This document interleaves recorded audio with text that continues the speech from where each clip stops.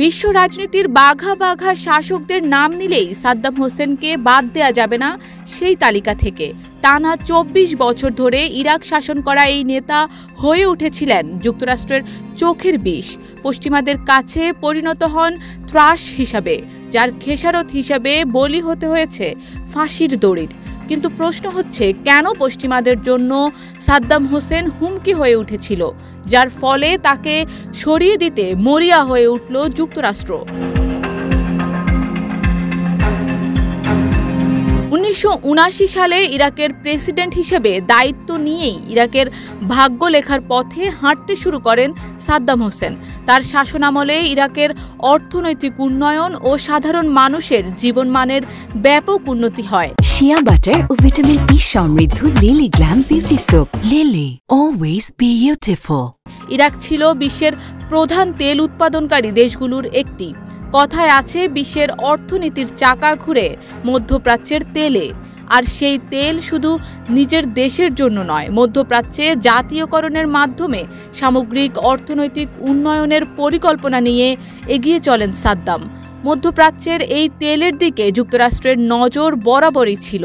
তেল নিয়ে সুবিধা করতে না পেরে সাদ্দামের পেছনে পড়েন মার্কিনিরা। এমনটা প্রচলিত থাকলেও শুধু তেলের জন্য সাদ্দাম উৎখাতে নামেনি যুক্তরাষ্ট্র, বরং এটি ছিল কেবল শত্রুতা শুরুর প্রথম গুটি। ইতিহাস বলে ১৯৮০ থেকে ১৯৮৮ সাল পর্যন্ত প্রায় ৯ বছর সাদ্দামের নেতৃত্বে ইরানের বিরুদ্ধে যখন যুদ্ধ পরিচালিত হয়, তখন যুদ্ধে ইরাককে পেছন থেকে ইন্ধন জুগিয়েছিল মার্কিন যুক্তরাষ্ট্র ও সৌদি আরব। এই যুদ্ধে সাদ্দামের বিরুদ্ধে ১৯৮৮ সালে কুর্দি শহর হালাবজায় অভিযান চালিয়ে কুর্দিদের বিরুদ্ধে রাসায়নিক অস্ত্র ব্যবহার করে ৫,০০০ কুর্দির মৃত্যু ঘটানোর অভিযোগ ওঠে। এরপর সময়ের পালাবদলে সাদ্দাম ১৯৯০ সালে কুয়েত আক্রমণ করলেই দাবার দান উল্টে যায়। যুক্তরাষ্ট্র বন্ধু ইরাককে বাদ দিয়ে কুয়েতের পক্ষ নেয়, কারণ যুক্তরাষ্ট্রের উদ্দেশ্য ছিল মধ্যপ্রাচ্যকে অস্থিতিশীল করে সামরিক ও বাণিজ্যিকভাবে নিজেদের স্বার্থ হাসিল করা। যুক্তরাষ্ট্রের জমজমাট অস্ত্র বাণিজ্যের কথা তো সবারই জানা। ইরাক কুয়েত যুদ্ধে মার্কিন যুক্তরাষ্ট্রের নেতৃত্বাধীন বাহিনী কুয়েতের পক্ষে প্রত্যক্ষ অংশ নিয়ে ইরাককে পরাজিত করে।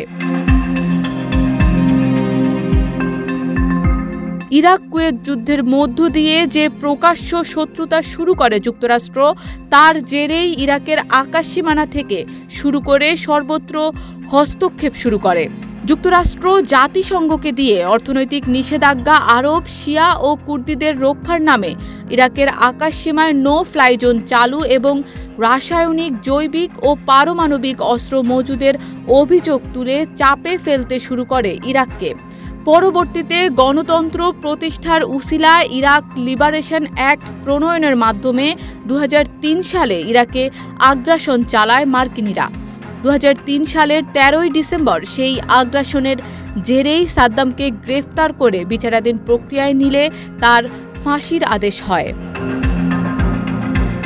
বেশিরভাগ মানুষ সাদ্দাম উৎখাতের কারণ হিসেবে ইরাকের তেল বাণিজ্যে যুক্তরাষ্ট্রের আধিপত্য করতে না পারাকেই দায়ী করেন।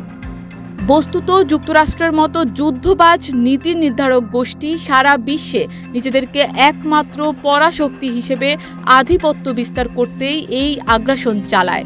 তাদের ক্ষমতা জাহিরের মুখে সাদ্দামের মাথা ছাড়া দিয়ে ওঠা যেন কাটা হয়ে দাঁড়াতে না পারে, সেজন্যই সাদ্দাম হোসেনকে নানা কৌশলে অপরাধী হিসেবে প্রমাণ করে সরিয়ে দেয়।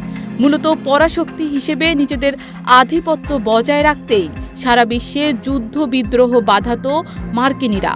২০ বছর আগে তারই বলি হয় সাদ্দাম হোসেন তথা ইরাক। শারমিন নিশু, ঢাকা পোস্ট।